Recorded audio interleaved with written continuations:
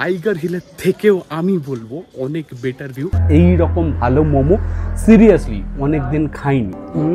Korean spicy উইংস্টপ, উপর থেকে তিল ছড়িয়ে দিয়েছে ভাই, আহা হা হা। এখানে কিন্তু লোকে বাচ্চা বাচ্চা ছেলে মেয়েরা ঘোড়ায় চড়ছে। সিকিমের রাজার থেকে এই দার্জিলিংটাকে একেবারে করে ঝেড়ে দেয়।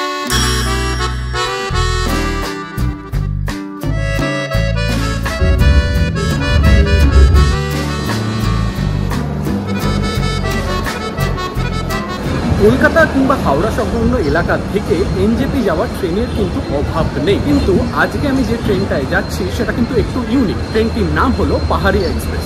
ইউনিক কারণ এই ট্রেনটি বিকেলবেলা প্রত্যেক শনিবার 5:30 নাগাদ দীঘা থেকে ছেড়ে পরের দিন 9:05, 9:10 এইরকম টাইমিংয়ে কিন্তু এনজেপি পৌঁছে দেয়। এই মুহূর্তে আমি আছি সাঁতরাগাছি স্টেশনে, যেখানে 2 মিনিটের হল্ট দেয় ট্রেনটা এবং 8:48 হচ্ছে সাঁতরাগাছি স্টেশনের কারেক্ট টাইম।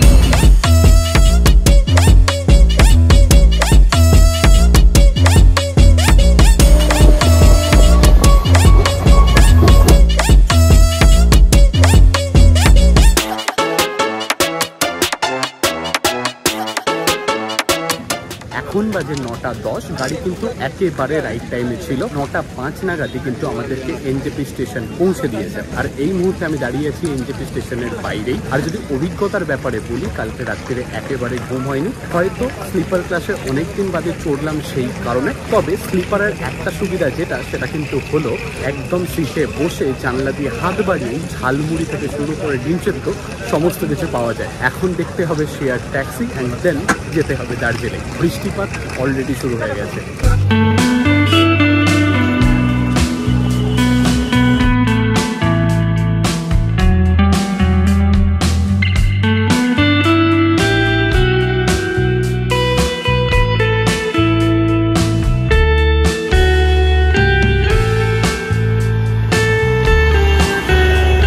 মোটামুটি 3.5 ঘন্টা পর কিন্তু অবশেষে এসে পৌঁছেছি Darjeeling. To be very specific, হোটেলেও ঢুকে গেছি। প্রচন্ড ক্লান্ত একটা শরীর, তাই জন্য এখন সবার আগে যে জিনিসটা করতে হবে সেটা হচ্ছে স্নান, তারপরে খাওয়া দাওয়া সেরে দেন একটুখানি ঘুরতে বেরোনোর পালা।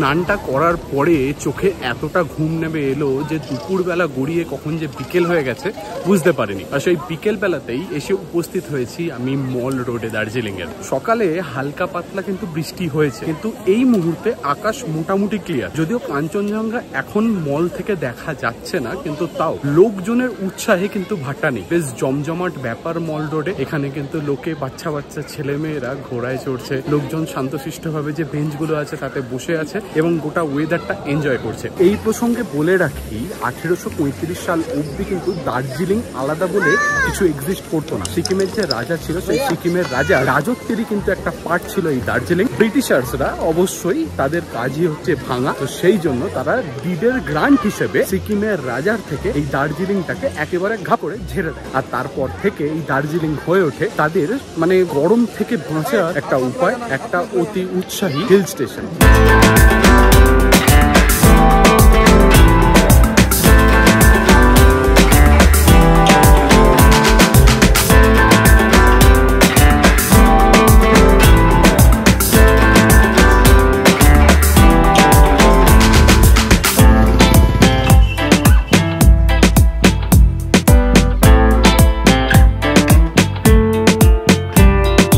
দার্জিলিং এর মল রোডটাকে পিছনে ফেলে বাঁহাতে দেখবেন একটা রাস্তা আছে। ওই রাস্তা ধরে যদি সোজা চলে আসেন তাহলে কিন্তু এসে ধাক্কা খাবেন রাজভবন এবং মেফেয়ার দার্জিলিং। ওখান থেকে ডান দিক নিলেই কিন্তু একটা অত্যন্ত ইম্পর্টেন্ট ভিউ পয়েন্ট আছে, যেটার পোশাকির নাম হলো অবজারভেটরি ভিউ পয়েন্ট। এই অবজারভেটরি ভিউ পয়েন্ট থেকে কিন্তু ক্লিয়ার দিনে খুব সুন্দরভাবে কাঞ্চনজঙ্ঘা দেখা যায়। অনেকেই এই জায়গাটার ব্যাপারে জানেন না, কিন্তু এখানে যথেষ্ট সুন্দর বসার ব্যবস্থা আছে। বসে বসে টাইগার হিলের থেকেও আমি বলবো অনেক বেটার ভিউ এখানে কিন্তু আপনারা পেতে পারেন। আমরা যেদিন দার্জিলিং এসে পৌঁছই স্বাভাবিকভাবেই আমাদের শরীর কিন্তু যথেষ্ট ক্লান্ত থাকে, সেই জন্য বহু দূরে যাওয়ার থেকে আমি 3টে জায়গার কথা বলবো। দার্জিলিং মল রোড, অবজারভেটরি ভিউ পয়েন্ট এবং মহাকাল মন্দির। এই 3টেই একেবারে ভিসিনিটিতে অবস্থিত। এই জায়গাগুলো অবশ্যই দেখে নিতে পারেন। মহাকাল মন্দিরটা আমি আজকে যাইনি, তার কারণ হচ্ছে আমি সকাল সকাল ডিম খেয়ে ফেলেছিলাম, তাই জন্য ভাবলাম যে ননভেজ বা ডিম খেয়ে মন্দিরে যাওয়াটা উচিত হবে না, সেই জন্য আমি পরে যাব। আপাতত আমার লাঞ্চটা স্কিপ হয়েছে, কারণ আমি চান করে একটুখানি ঘুমিয়ে পড়েছিলাম। এবারে যাব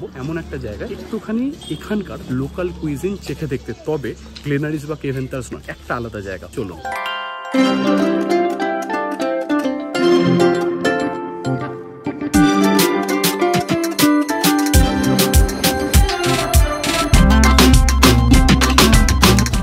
তো যে জায়গাটার কথা বলছিলাম আমি কিন্তু সেখানেই বসে আছি এই মুহূর্তে। রেস্টুরেন্টের নাম হচ্ছে ন্যানকিং। হ্যাঁ, অনেকেই হয়তো জায়গাটার ব্যাপারে জানে না, তার কারণ কেভেন্টার্স, গ্লেনারিস এবং পুঙ্গার ভিড়ে এই জায়গাটা একটুখানি আন্ডাররেটেড হয়ে থেকে যায়, কিন্তু বহুত নাম শুনেছি এখানকার খাবার দাবারের। তো অর্ডার দেওয়ার মিনিট 10-এর মধ্যেই কিন্তু গরমা গরম খাবার দাবার এসে হাজির হয়েছে। সবার প্রথমে যে জিনিসটা আছে সেটা হচ্ছে কিন্তু 1 প্লেট ভালোবাসা অথবা 1 প্লেট মোমো। 8 পিস মোমো, দাম নিয়েছে 120 টাকা। অ্যান্ড আরেকটা জিনিস যেটা দেখতে যতটা এক্সাইটিং, আই গেস ততটা যদি খেতে এক্সাইটিং হয় আমি খুশি হয়ে যাব। This is spicy Korean wings. এটা হচ্ছে 1 2 3 4 5 6 পিস। 6 পিসের দাম নিয়েছে 250 রুপিস। যদি শেপের কথা বলো, সাধারণত লোকে কুঙ্গার মোমো খেতে মানে আসে দার্জিলিং এ, সেই গোল শেপটা নয়, এটা একটুখানি আলাদা শেপের।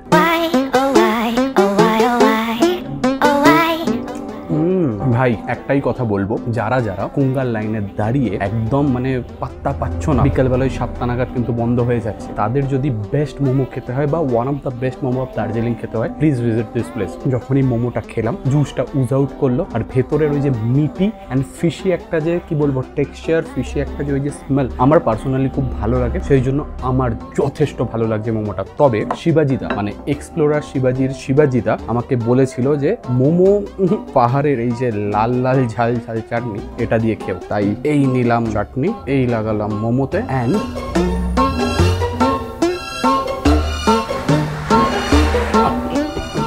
বিশ্বাস করুন, আমরা যে ধরনের চিলি পেস্ট, আমরা যে ধরনের মোমো সস বা আমরা যে ধরনের মোমো চাটনি খেয়ে অভ্যস্ত, এটা একবারে সেটা নয়।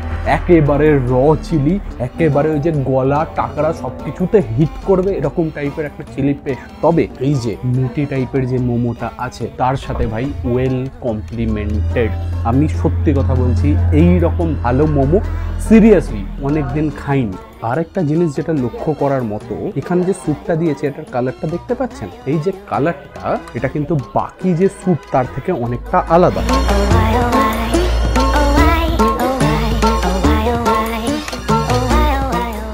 ওকে, খেয়ে যে জিনিসটা বুঝতে পারছি, সেসামি অয়েল এবং সেসামি সিডস এর মানে ওই যে আধিক্যটা সেটা কিন্তু বুঝতে পারা যাচ্ছে। তার বাইরে অল্প অল্প পেঁয়াজ, অল্প অল্প ধনেপাতা, ক্লিয়ার টাইপের একটা স্যুপ, কিন্তু সেসামি সিডস এর কারণে এবং সেসামি অয়েলের কারণে এই ব্রাউন কালারটা এসছে। মোটামুটি স্যুপটা অ্যাভারেজ, বাট যেটা অ্যাভারেজ নয়, যেটা একদম টু দ্য পার, সেটা হচ্ছে কিন্তু মোমোটা। বাট দিস ফ্রাইড উইংস বা কোরিয়ান উইংস একটু স্পাইসি হলে আমার কিন্তু খুব পছন্দ হয়, আর ঠিক সেই জন্য আমি অর্ডার করেছিলাম এই যে কোরিয়ান স্পাইসি উইংসটা।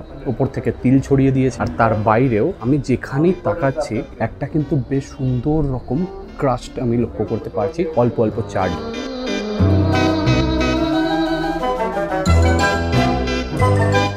কোরিয়ান উইংস সাধারণত একটুখানি ট্যাঙ্গি, একটুখানি মিষ্টি এই টাইপের হয়, but this spicy Korean wings ভাই আহা হা হা, এখানে হিট করলো, এখানে হিট করলো, কিন্তু তাও ঝাঁঝ লাগছে, হেঁচকি উঠবে এরকম একটা ভাব হচ্ছে, স্টিল খেতে মন চাইছে। ওপর থেকে যে তিলটা ছড়িয়েছে তার জন্য একটা আলাদা ক্রাস্ট, একটা নরম ক্রাস্ট, আর তার বাইরেও যে হালকা হালকা একটা চাট পোর্শন, সেটা কিন্তু একটা নতুন টেক্সচার অ্যাড করছে স্পাইসি উইংসটাতে। 6 পিসের দাম নিয়েছে 250 টাকা, একটুখানি হায়ার সাইডে, বাট দার্জিলিংয়ের যা দামপত্র তার তুলনায় আমি বলবো যথেষ্ট ভালো খেতে। আই তো জাস্ট লাভ দিস প্লেস। এটা বেসিক্যালি লাদেনলা রোডের উপর যে ক্লক টাওয়ারটা আছে, সেই ক্লক টাওয়ার ঠিক সামনে, একটু খুঁজে পেতে অসুবিধা হতে পারে। কেভেন্টার্স থেকে সোজা নামবেন, যে মলটা আছে যেখানে আইনক্সটা আছে সেই রাস্তায় আসবেন, ক্লক টাওয়ারটাকে সোজা দেখে ডান হাতেই কিন্তু এই দোকানটা। তো আপাতত আমি সমস্ত কিছু সাবার করি, আপনাদের সাথে দেখা হচ্ছে এর পরের ভিডিওতে। এখনো প্রচুর ভিডিও বাকি আছে, ঠিক আছে? তাই এই ভিডিওটা যদি ভালো লেগে থাকে প্লিজ একটা কমেন্ট করে যাবেন, তার কারণ আপনারা যদি একটা কমেন্ট করেন তাহলে কিন্তু আমার প্রচন্ড হেল্প হয়। ইউটিউব বুঝতে পারে ভিডিওটা ভালো বা আপনাদের ভালো লাগছে, সেক্ষেত্রে কিন্তু এনগেজমেন্টটা বাড়ে। তাই জন্য যে কোনো একটা কমেন্ট প্লিজ, সেটা একটা ডট হলেও, একটা হার্ট সাইন হলেও, একটা লাফিং সাইন হলেও প্লিজ দিয়ে যাবেন, আমার প্রচন্ড হেল্প হবে।